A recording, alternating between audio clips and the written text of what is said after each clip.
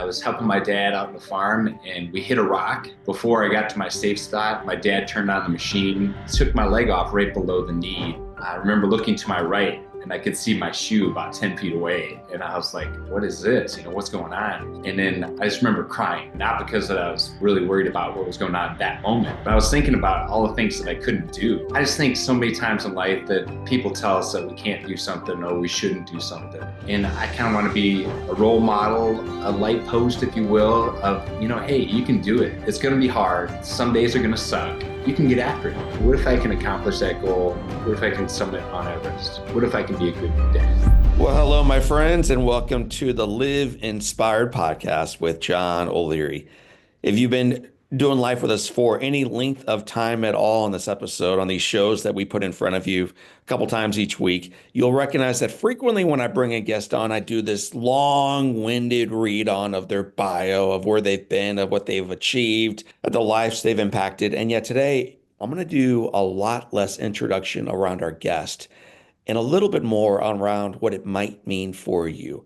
If you want to learn more about overcoming adversity, if you want to learn more about achieving the impossible, if you want to learn more about setting big, mighty goals in your life and saying yes to the opportunities, even in the midst of failure, if you want to say yes to being driven by a purpose bigger than yourself, to recognizing the beauty in the broken, and ultimately to achieving a life of mighty significance, our guest has an awful lot to say about those topics today. He will be your guide on the journey. He will be your Sherpa as we climb together. He will be your friend by the end of it because he's already mine. His name is Jeff Glasbrenner. He is a mighty man. He's an awesome explorer. He's a phenomenal father. And he's our guest today on the Live Inspired podcast. So, Jeff, welcome to Live Inspired with John O'Leary. Thank you. Jeff, if that long read in front of our listeners today wasn't in front of them and they were to bump into you in Little Rock, Arkansas, or somewhere in the middle of where they live and where you live, and they said, Jeff, tell me about you, how would you respond to that question? I would say I'm a father first and foremost. I'm a person that likes to set big goals. And I like to challenge people more than anything. They'll probably say, tell me more about that. And they'll probably challenge you on that goal, man. Have you achieved any mighty goals in your life? I've summited Mount Everest, the highest point on earth. I've done all 7 summits. I've also skied to the South Pole. I'm a 3-time Paralympian, a 2-time world champion in wheelchair basketball. I have a world scoring record in wheelchair basketball, 63 points and 27 rebounds in that game. And then, I've 25-time Ironman finisher, and I've done 55 full marathons.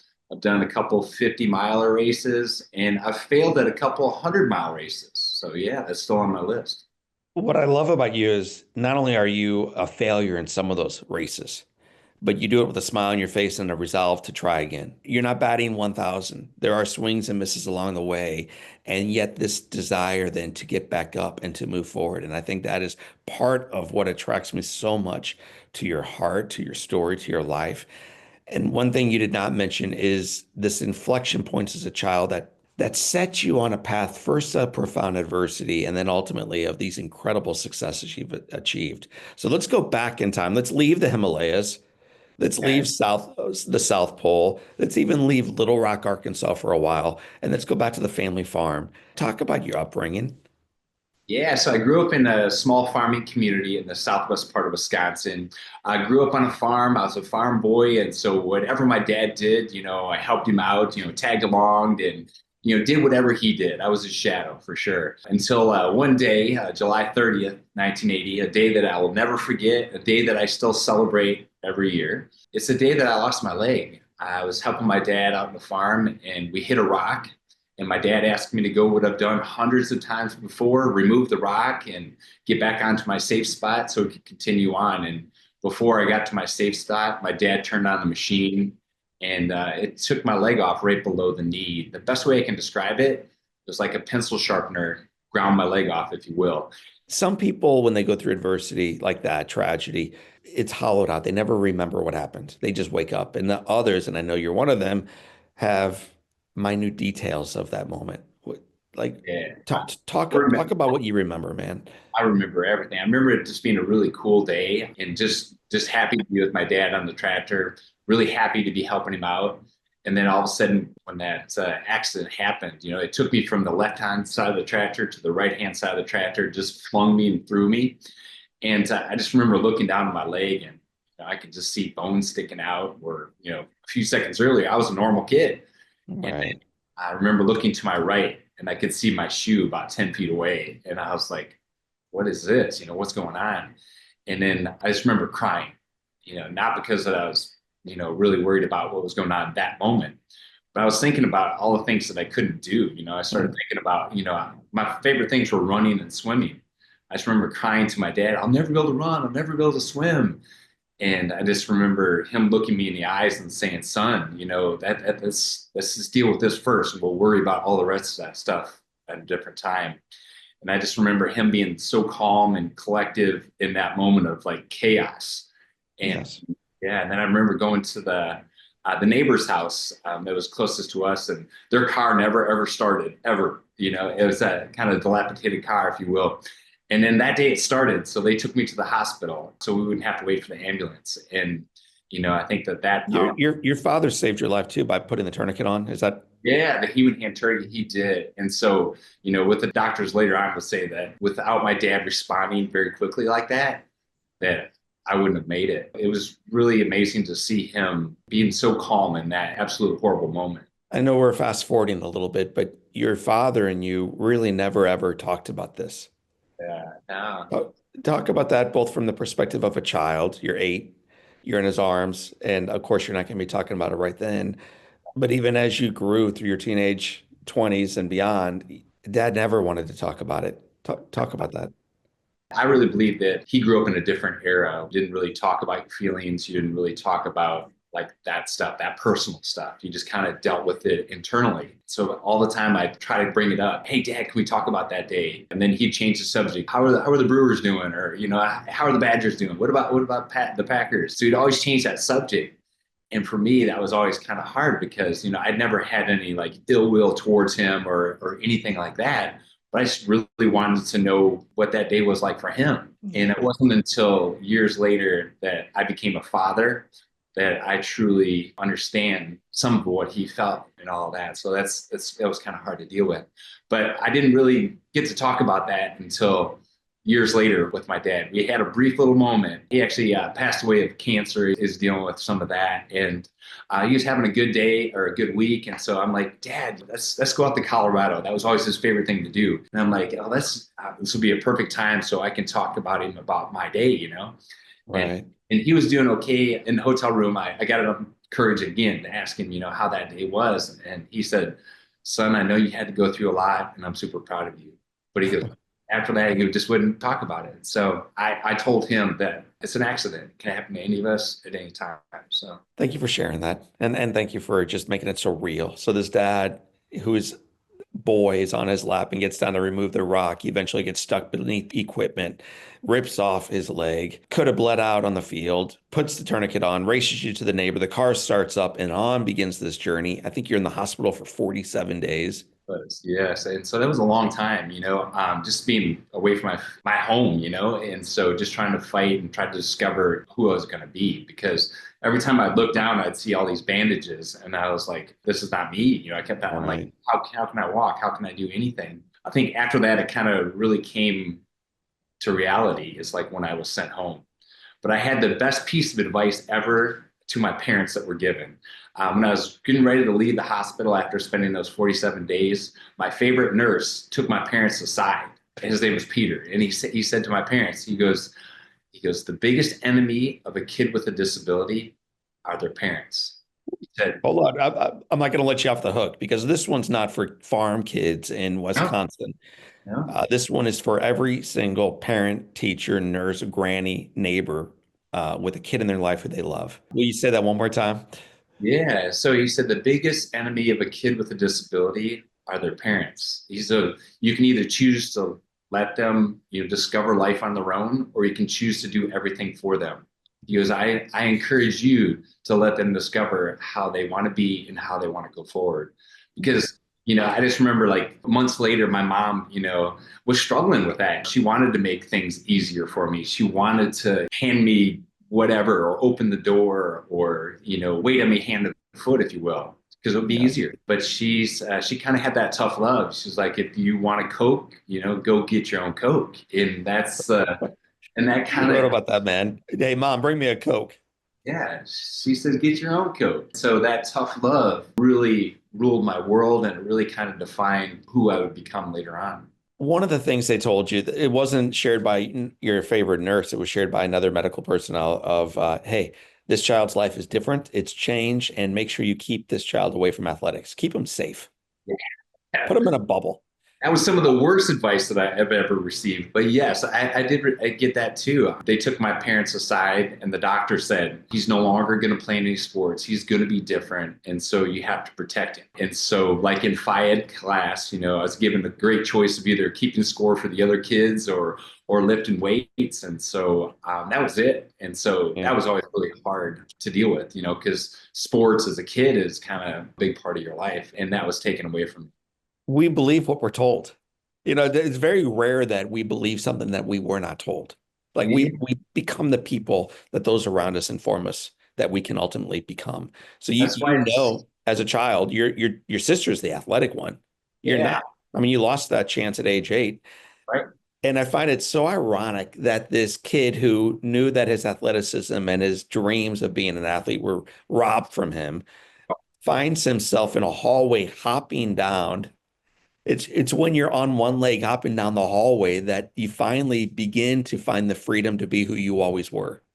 Exactly. Yeah. And so I think in life, we're given opportunity and sometimes we don't know it. And my opportunity was given to me hopping down that hallway, just trying to go to the bathroom. My leg was hurting one day. And so, yeah, this kid stops me. He's like, you're missing your leg. And I'm like, well, yeah, Mr. Einstein, I get this, I am missing my leg. And he goes, well, let's go play wheelchair basketball. And I was like, never heard of such a thing.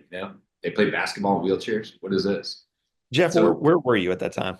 so the University of Wisconsin Whitewater. And so luckily we had a wheelchair basketball program there. Didn't know anything about it. I went there because my sister went there. She played on the women's basketball team. And so just there watching her going to school and whatnot. And then, yeah, and discovered him. But the odd thing about it is this guy that stopped me in the hallway was another amputee. He was wearing pants. I didn't know that. And so he actually was from Australia. And years later, I got to play in the World Championships and the Paralympics against him. And so that was a cool moment. As a college student, what percentage of your time would you spend in a wheelchair versus walking around with a prosthetic on? So no, I would spend every second walking around with my prosthetic. The only time I was in my wheelchair was when I was training or playing wheelchair basketball. So So you are not only learning how to play basketball now in college, you're learning how to roll around in a wheelchair pretty much for the first time. yeah, it basically was. I mean, I got escorted out of the hospital in the wheelchair, but outside of that, I'd never spent any time there. So yeah. Uh, so right now, like I could probably take you in a game of horse, but that's about it, man. And it may be not even that. When did you recognize as this college student in a wheelchair rolling around with this Australian, barking orders at you that you actually might have a gift? Yeah, well, I knew my sister was an athlete, right? And so I was like, you know what? I think maybe I could give this a try, and she could come watch me try this sport I'm introduced to. And so the one advantage that I had, I knew going into it, was a work ethic. I have a very strong work ethic, and that just comes from being on a farm. So, in the other great thing that happened for me is that I had a great people around me. I think that's the biggest key in life, is to have, good people around you, people that believe in you. And luckily, my first coach, Mike Frogley from Canada, actually took me under his wing and kind of taught me everything about wheelchair basketball. So like you said, I didn't know how to push, didn't know how to pass, I didn't know how to shoot, I didn't know how to do any of that. And then put it all together was pretty incredible. Can I ask you about Mike? I've read about him before, and he would meet you at the gym at 5 a.m. and spend a couple hours, just the two of you working out together. Yeah. But right away, I think he did see some talent or potential in me. I was tall, I was in shape, and so I just needed the skills. And I think that he recognized that. And like later on, he would say, me not knowing anything about the sport was actually an advantage for him because I didn't have any bad habits already developed. So he could teach me the proper way right away. And if I listened and had consistency, that I could go wherever I wanted to go, whether that was the top or whether that was just being on the team or a leader or whatever. Would you talk about trying out for the United States men's national team? Yeah, so like 18 months after I started playing, every day I was playing against some of the best players in the world. So I had to level up. I remember my first 6 games, I wasn't even allowed to shoot the basket. They were afraid I was going to miss it. So I wasn't allowed to do that. My job was to rebound and play defense. And so I had to learn all the fundamentals and everything like that. But after months of working out on my own, working out with Coach Frogley and the team, that I was getting better and better. And so I received an invitation to U.S. tryouts. There were 100 people invited, so that was cool to get the invitation. But really, only 12 people make the team, so it's super competitive. And so, right from the beginning, I had a really great camp, and yeah, I was named on the national team, and I was on the national team for 14 years. We could spend a lot of time spinning our wheels, talking about 14 years of rocking and rolling and the impact in the game. Clearly, I think, at least to my mind, the game that probably comes to mind for you is the game where you scored 63 points and rebounded 27 balls. What is going on when you have a game like that? What's different that day than the previous days? I want to first say that I'm not a ball hog. I did have one assist, so that was very, very important. Yeah. No one likes playing with Jeff. Like, you may win the game as a team, but he's a boring guy to have out there with you because he grabs the rebound, shoots the ball. Yeah, no, it was one of those days you train for. And it wasn't just about that one day. It was about like 10 or 12 years of hard work to have that one day come to be. But I'm glad that one day happened, but it wasn't about that one day. It was all the work that went into it every single morning at 5 o'clock, all the training that I've done and all the belief in myself, the mental training, all of that. But it came to be in that one day. It's like every time I touched the ball, I knew what I was going to do. Everything was slow. Like they say, being in the zone, that was it to the T. It was like, yeah, it was my day. But I've had several days like that. I've had a few 50-point games and stuff like that, but 63 was high. It's so awesome. All right, man. So I'm going to kind of spin through part of the bio because apparently you're not just a stud on the court, you're also a warrior off of it. I have read that you were watching television, so I'm glad you at least have a little bit of downtime to Yeah, chill. always. And you and I have seen the same show. It's the triathlon. It's the Ironman, probably out in Hawaii. When I watched it, I reached into the bag of popcorn and just took another bite, then another bite, then sipped the soda. You watched it and you realized, I want to do that too. Yeah. I think some of the big motivation for me was that doctor telling me that I couldn't do stuff, telling me I couldn't run, telling me I couldn't play basketball and all of that. And then I saw that program and another just big light just went off. I'm like, why not try to run? Why not try to swim? Why not try to ride a bike? It was a little bit harder than that, our program was. So there's a lot of work that goes into this Ironman. It sounds cool and the tattoos look great, the people that have it, but I don't. But the rest of it it's a lot of hard work. And more than that, it's mentally challenging, draining, and yeah. It would be for a completely able-bodied fit person, it would be almost impossible. It's an extremely difficult thing. Understand when you started training, after running your first 100 yards, you had to stop. Yeah. So this is the length of a football field. This is not very far. You had to stop. Tell our listeners and viewers why, after only 100 yards, you stopped. Yeah, well, I just received the first running leg that I had. And so it's different to get a running leg on. It's my first time running. I took off and I got to the 100 yards, so excited about, running for the first time. And then took my leg off and I had a big surprise. It was hurting. I took it off. It was bloody from one end to the other. And so it didn't fit right. It didn't feel right. So you had to go back to the drawing board, if you will, and redesign the leg and come up with a different plan. And then a few weeks later, I made it 200 yards. And so, it's kind of like with life, you start small, you work really hard, and then that consistency will get you to where you want to be. And so, an Ironman, if some of your listeners don't know, is a 2.4 mile swim, 112-mile bike ride, and then a marathon 26.2 mile run. So it's a long way and a long day. And so you have 17 hours to complete it. And then each of the different segments, you have a time cutoff. And if you don't reach that distance by that time cutoff, you know, your day is over and you're watching the rest of the race. So yeah, so you need to be in good shape, mentally, physically, emotionally, all of it. Tell me why put yourself into a position that's going to cause such pain, that's going to require so many hours of training and blood and tears and sweat and occasionally the failures and the time away from those you love. Like, what is it ultimately that you are pursuing in those races? Because you told me I couldn't do it, you know? I just think so many times in life that people tell us that we can't do something or we shouldn't do something. And I kind of want to be, you know, I don't know, a role model or a light post, if you will, of, you know, hey, you can do it. It's going to be hard. Some days are going to suck, but you can get after it. And the only thing that's stopping you from that goal or that dream is you. You know, a lot of people I think are short-sighted in their potential. You know, they only see, well, my family's only done this. You know, we don't do that. Well, why can't you do that? Do you desire to do that? Do you want to do it? How bad do you want to do it? And so for me, if I get in something, I'm all in. So the second I saw that, I was all in. I was on the next day, I was trying to find a leg maker that could make me my leg that I needed. I was doing all the research I needed on nutrition, tried to find a bike. And yeah, and so, but I think a way to go about doing that is to find a mentor in everything you do. Like in wheelchair basketball, I had Mike Frogley, my first coach. He was my mentor. He showed me the way I needed to go.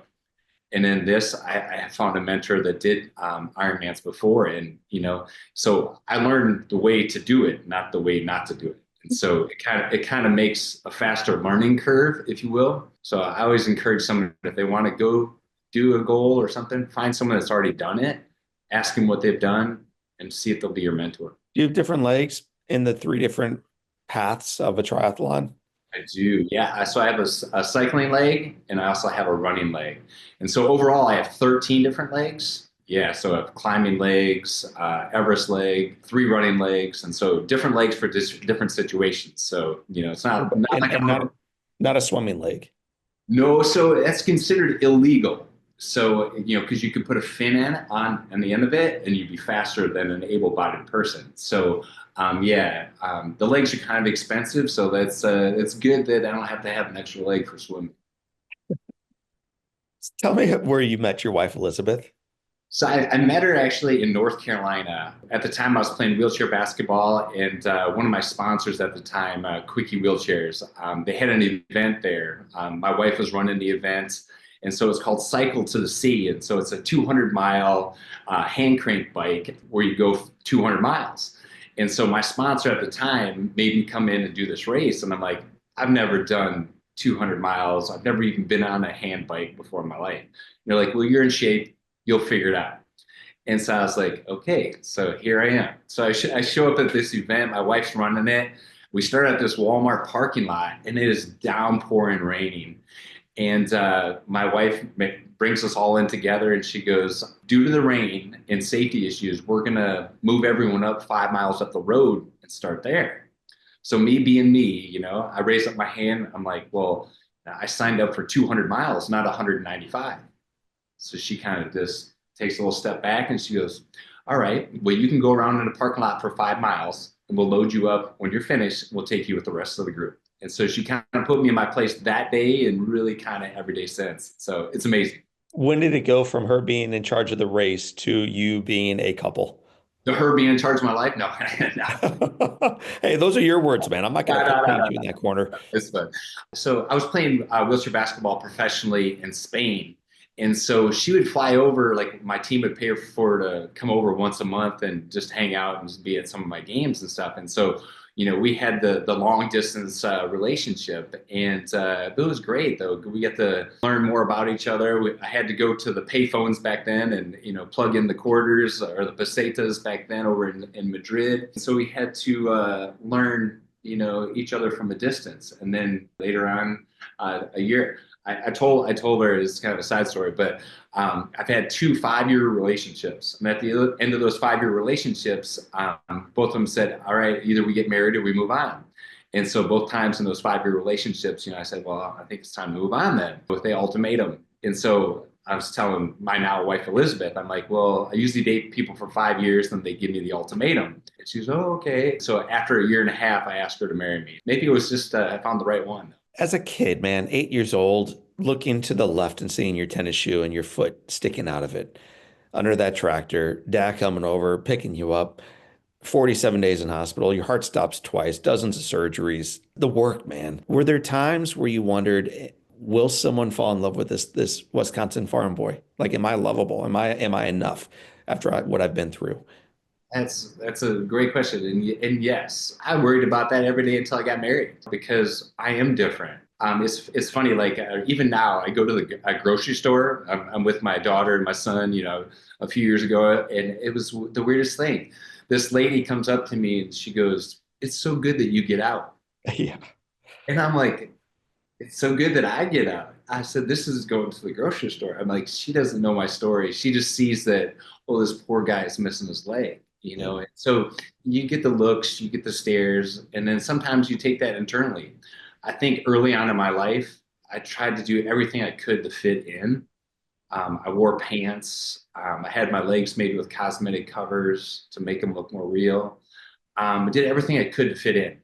And then when I found wheelchair basketball, and other sports, I'm doing everything I can to stand out. Mm. I don't wear pants unless I have to. And so, I go to the South Pole, obviously I have to wear them, and then Everest for sure I did. But if I can get away with wearing shorts, I always wear shorts. And now I love it when people come up, especially kids. Hey, can I talk to you about your robot leg? And I'm like, yes, because that's the greatest thing. If they can ask a question, then it means I'm just as normal or even cooler than someone else. And so Mm. yeah, we talk about the robot leg all the time. Speaking of children and cool, tell me about your daughter, Grace. She's your firstborn, Elizabeth, and you welcome little Grace. By the way, I married an Elizabeth, and our Awesome. first daughter, her name is Grace. No So way. that about you, I liked you even more, man. But tell me about little Grace. Yeah, so Grace was born about 8 weeks premature, and so we thought everything was okay. The doctor said that she would catch up and everything would be back to normal. Well, at about 18 months, she started having seizures. And so it was kind of blank seizures, and they gravitated to head drops. She was born, we found out later on, with a rare genetic disorder called mosaic tetrasomy 5P. There's only about 10 known cases in the world. Not the lottery to win, but one we won. And so you have what you have, and you love who you can love. And so with Grace's seizures, it manifests itself with lots of developmental delays and lots of seizures. She was having more than 100 seizures a day. Like we were catching her like every few minutes from falling on the ground. She had this aura where she'd take a big breath, and then all of a sudden her left arm would start shaking, her left leg would start shaking, and her body would convulse. Then all of a sudden she would have these drop seizures where she would just go blank and just hit the floor. And so, we had to be there to protect her and save her and, make sure she didn't get hurt. And then she'd come out of the seizures, and it was kind of reverse order. Left leg would start shaking, left arm would start shaking, body would start to shake. And then, but the coolest thing about Grace is she's got a great positive attitude. When she was coming out of those seizures, most of the time, you'll see this big, big smile. And she'll say, I'm okay, I'm okay. And then she'll continue on doing what she was doing before the seizure. I think it's important in life to have adversity role model, or, someone that you can look to or find inspiration in or power in. And Grace is definitely that for me. I see resiliency in her. And when I have a bad day, I'm like, yeah, it's really not that bad, but as of 10 months ago, we've had some great news. We've done everything we can to try to help her with those seizures. Even moved to Colorado for 5 years for treatments for her out there. We had a vagal nerve stimulator, a deep brain stimulator put in her brain at Mayo Clinic. And so for about a year and a half, we were trying to play around with the settings. Well, the doctors were.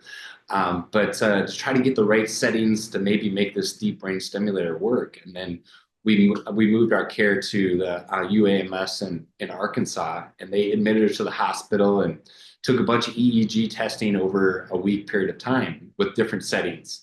And then they brought all that data together into a new AI program, and they come up Right. with this optimal setting.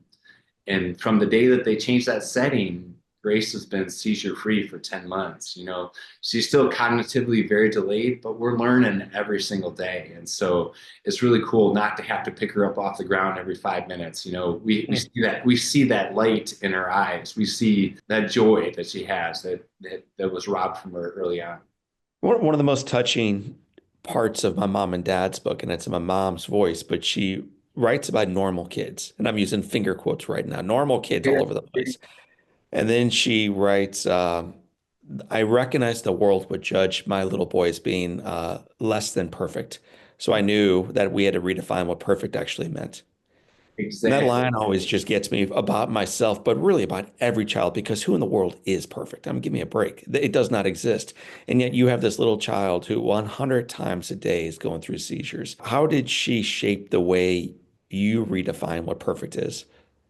Yeah, well, I grew up not being perfect myself, so I think it was easier on me than it was on my wife. I was always a big advocate. The doctors early on were just saying, put her in a wheelchair, it'll be easier for you to get around. And I'm like, no, we're not putting her in a wheelchair. We're not giving away what we already have, so we're gonna be active. We're gonna be doing as much as we can to as long as we can. I mean, it Right. may dictate later on in life that she is in a wheelchair. I don't know, but as of today, she's not, and she's not going to be. And so I think, think a lot of times it was weird. Like my wife had noticed that people were staring because Grace has to wear a helmet, and so people were staring at her. And I think at first it really bothered her. I'm like, well, why did that bother you? We are different. We need to embrace that. If they ask questions, that's great. And so it was, I think it was harder for her, but I've always been one for perfect is not a word. For me, it's kind of funny when I have some of my friends who are like, oh, my son got a B yesterday in his report card. I'm like, oh yeah, that's some hardship there, buddy. But you know what I mean? Everyone's 100% is their 100%. And so I don't want to be perfect. You know, I, Right. I don't strive to be perfect. I just try to be as best as I can and let my daughter be as best as she can. So that's hard. One of the more beautiful things about your daughter, Grace, I think there's a lesson in this, not only for you and her, but for all of us, is her seizures before the deep brain stimulation and before you got it just right, tuned in, they would be mitigated when she was doing new activities. And so when you would take her to new places, for instance, hikes, when Mm-hmm. she was experiencing something new for the very, very first time, that she was less likely to have a seizure. So my first question is, why do you think that is? Well, I honestly think that, exercise and movement is the best exercise that we can possibly have. Whether you have seizures or whether, an amputation or back issues, I think movement is our best medicine. I think a lot of times people, just sit and live in the comfort zone. They're afraid to move, they're afraid to do something different. But for Grace, I think it was both mental and physical. I think when her brain was engaged in something new, like our favorite thing was to go rock climbing in a gym. And so it was different because she had to do her mind and her body and like how she moved. And so when she was on the line, if you will, in climbing, she wasn't having seizures. And Yeah. so we just figured out like if we can keep her moving, that she would not have as many seizures. And then through this rock climbing exercise and taking her on hikes, and from the time you were living in Colorado, you bump into some folks who are about to go on their own adventure. This sets you. One of the things I love about you, Jeff, is your ability to say yes to life. Like whatever it is, like, all right, man, let's go. Let's Yeah. just do that. And you're about to say yes to this wild trip, man, to the Yeah. Grand Tetons. So first, for our listeners who may not know even what those are, like first describe them, and then what do you want to do with them? Yeah, so the Grand Tetons is a pretty technical climb in Wyoming at just under 14,000 feet. And so, yeah, I was climbing that same night that Grace and I were first exposed to the rock climbing gym. At the end, they thanked us for coming, and the leader, he's like, you know what, we've been training all year to climb this Grand Teton climb, and he goes, we're going to climb it in a couple of days. He goes, we had a teammate fall and break his leg, and he goes, well, we have a spot available. And he goes, I know you've never climbed before. I know you're new to this, but we know you're in good shape and you have a good attitude. So we think we can teach you all the skills you need along the way. So like you said, one of my favorite things is never turn it down an opportunity. I mean, I think opportunities are so important. And I think so many people don't take advantage of those opportunities or don't say yes, if you will. Mm. And so I did, and a couple of days later, we went and we summited the Grand Teton. It was so scary, but so fun, and I love like learning something new. Being a part of a team, and then reaching that goal. Standing on the summit, and so yeah, it was some of the most amazing views that I've ever had, and something I've been so proud of. Man, congrats. I mean, it's so beautiful, and I'm glad you did that. And yet then you get the bug. So your Yeah, wife was probably hoping that that would not have happened because it's led to you go on these wild adventures, truly all over the world.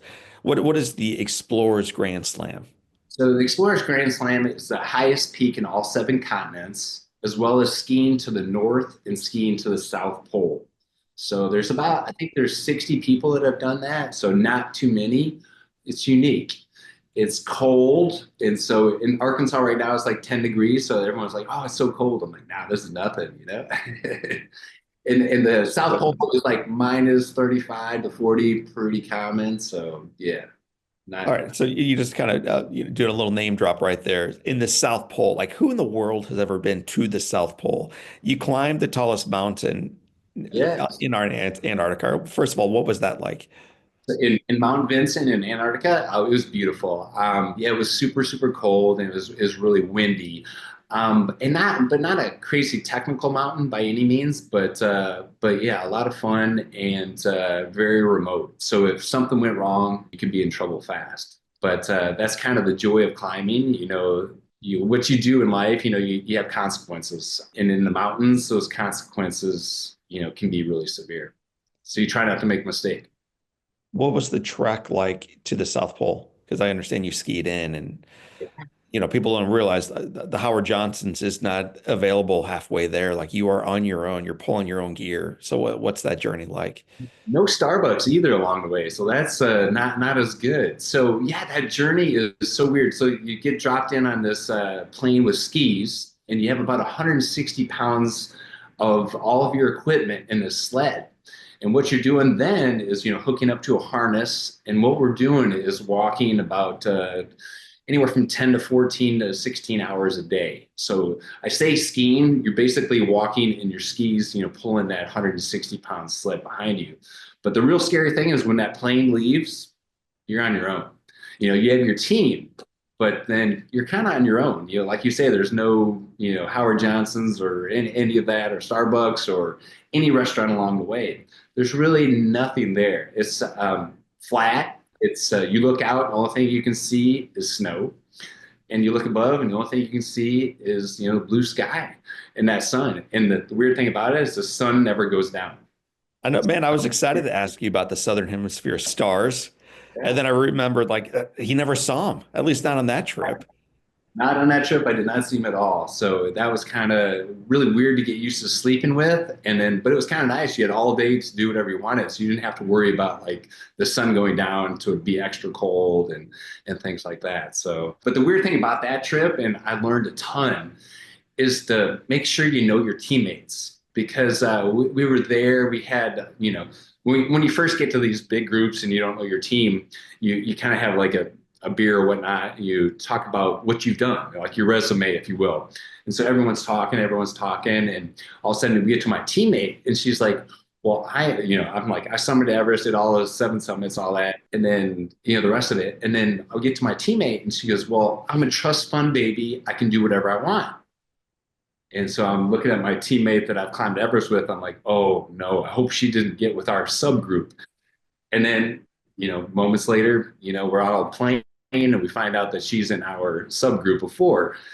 And yeah, we take off with our 160 pounds and we look back and we see my teammate hasn't moved the start line. She can't pull her sled. And so we have to go back, get her, take 20 to 30 pounds, put it in my sled, take it Gosh. in my teammate's sled, and take it in someone else's sled. And so, yeah, the whole time it felt like we were babysitting because she didn't really have the experience. She would come out without her gloves on or, drop things and we'd have to go back for them. And so it's really important to know, your team. So, I mean, what do you do with that? Like, how do you, in real time, Yeah. because there are no parents arriving, the trust fund is closed for business right now because we are on the South Pole moving forward Yep. and the cavalry is not coming. So you've got to deal with this, man, but you can't leave her behind because that's Yep. akin to murder. Yep. But at the end of the day, she's got to pull her weight. So to walk me through that. Yeah, so like you said, there's nothing we can do about it.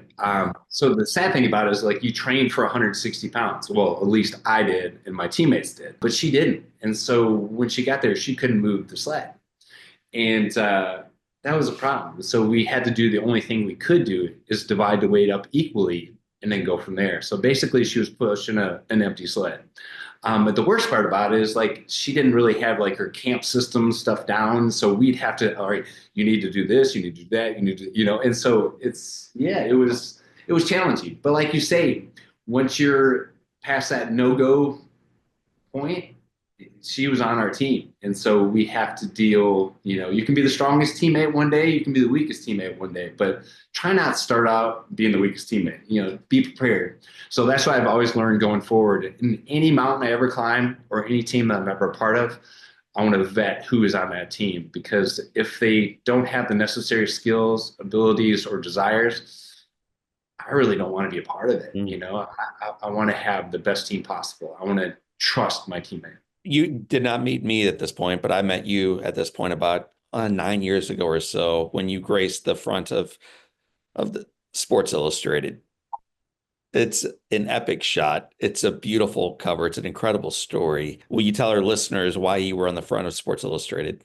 Yeah, I was on the front of Sports Illustrated because I was the first American amputee to summit Mount Everest. And so it was really cool. Like all of a sudden I got this phone call and they're like, hey, we're going to come and we're going to do a photo shoot or an interview and a photo shoot for Sports Illustrated. So I'm like, I've been on, I was thinking to myself, I've already been on Sports Illustrated, like in the small little article. I'm like, no, you don't need to send anybody.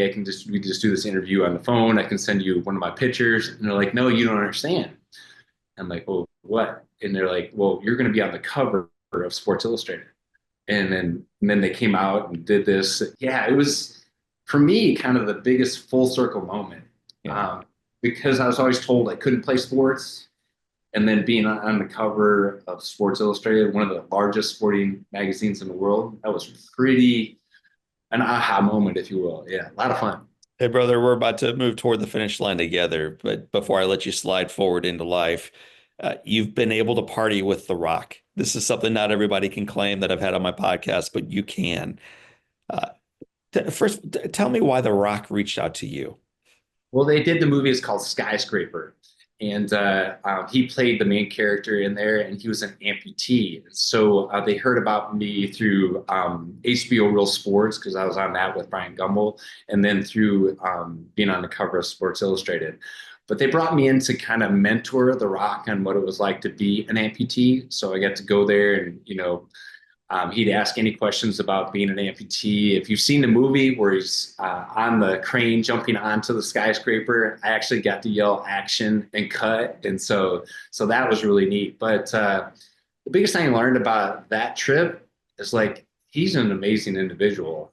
He's 6'5", 260 pounds, but just an amazing human being. The cool thing about him is like, he did his research and he found out about Grace and he goes, tell me about Grace, what's she into? And I said, well, oddly enough, her favorite movie is Moana.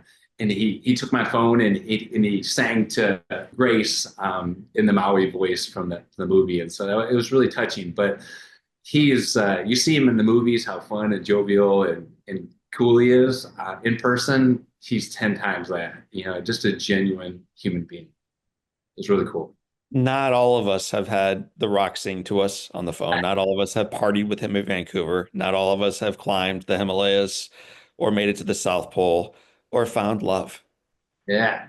You've done these things, but for our listeners right now who are feeling like you might have felt when you were 8, stuck and less than, and just they're just wrestling a little bit forward in life. What's the encouragement for them as they sit here as we get ready to wrap up our time together? I think the encouragement is it's just taking one step at a time. Like whether you're climbing Mount Everest or whether you're trying to find a significant other or whether you're going after a 5K goal, it's really, you need to be focused on that next step forward, whether it's just setting that alarm a little bit earlier so you get up and get your workout in or do meditation or whatever it is. But I think it's the small steps that really become the big results. And so many people are afraid to take that first step. I could be one of those people that looked at that TV and said, yeah, I want some more popcorn. Or it could be one of those people that say, you know what? I want to see if I can learn how to run. I might not be able to, I might not be the fastest, but what if I can run? What if I can do that? What if I can accomplish that goal? What if I can summit Mount Everest? What if I can be a good dad? Final question before we shift into the Live Inspired. There's a book that you wrote that came out a few years ago called The Gift of a Day. Describe the cover to our listeners and viewers and tell us why it matters to you, the cover in particular.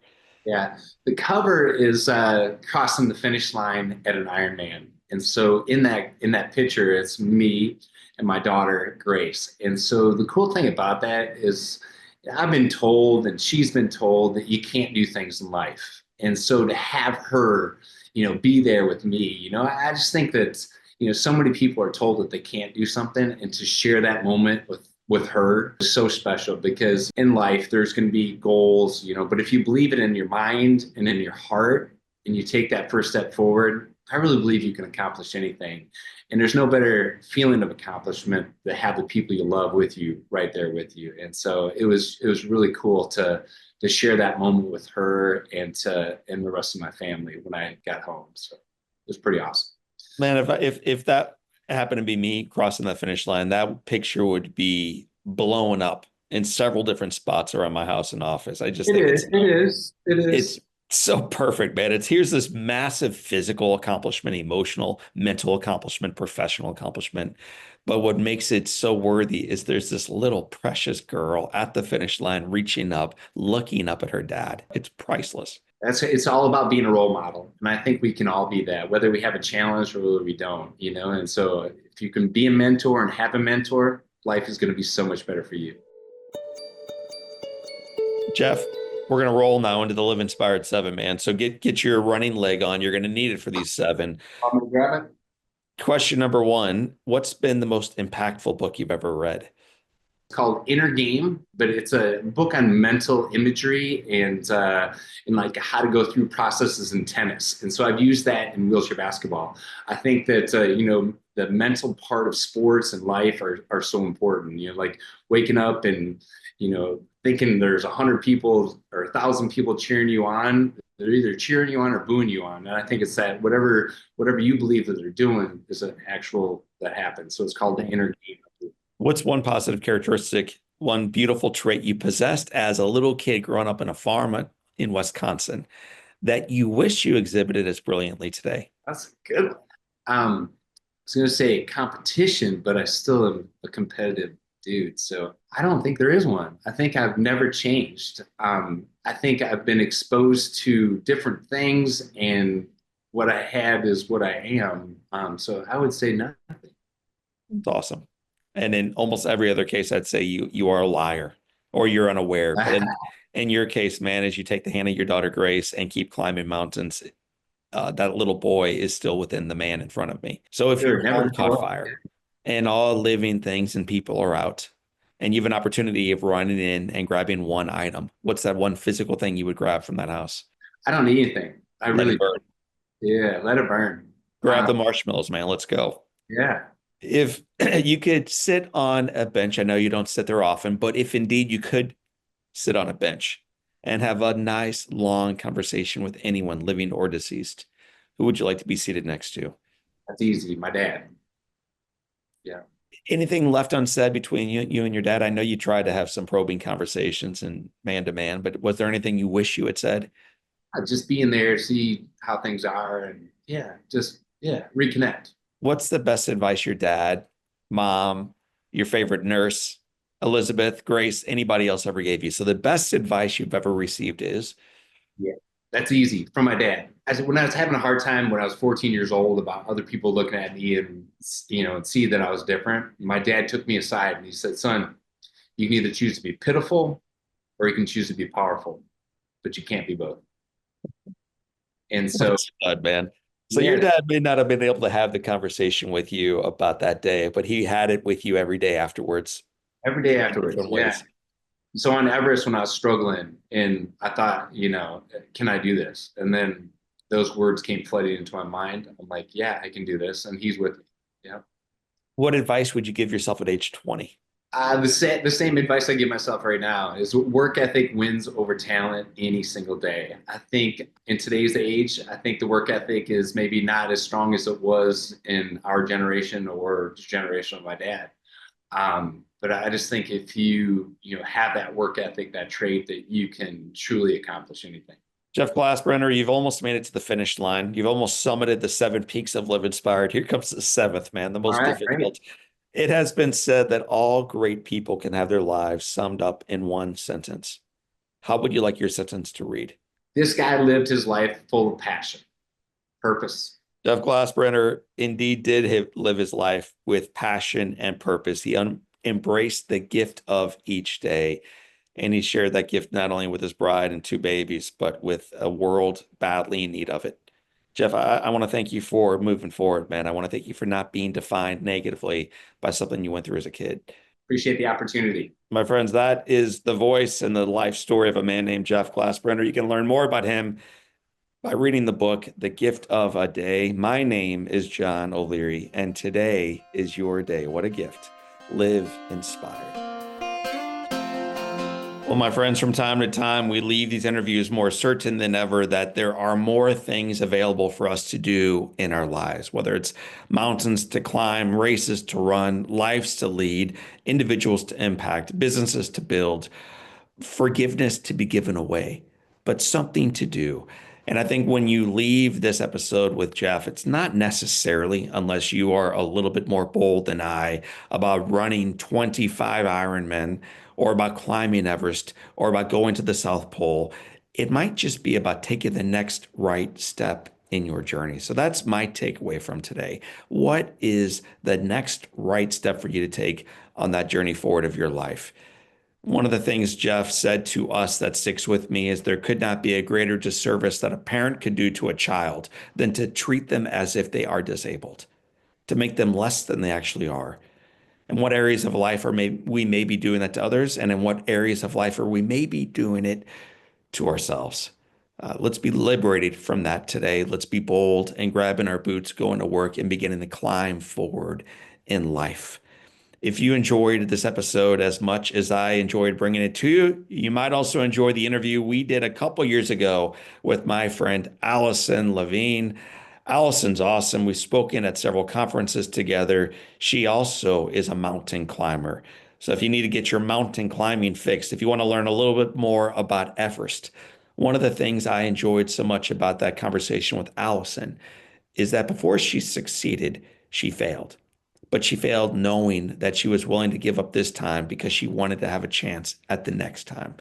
So we can fail forward in life. And if you want to learn more about that and Everest, check it out at episode 390. So at episode 390 on the Live Inspired podcast, or by cruising with me at johnolearyinspires.com/podcast. We will have in the show notes a link to Allison's conversation with us. My friends, I so enjoy being on this journey forward in life with you. I've enjoyed walking alongside of you on this episode.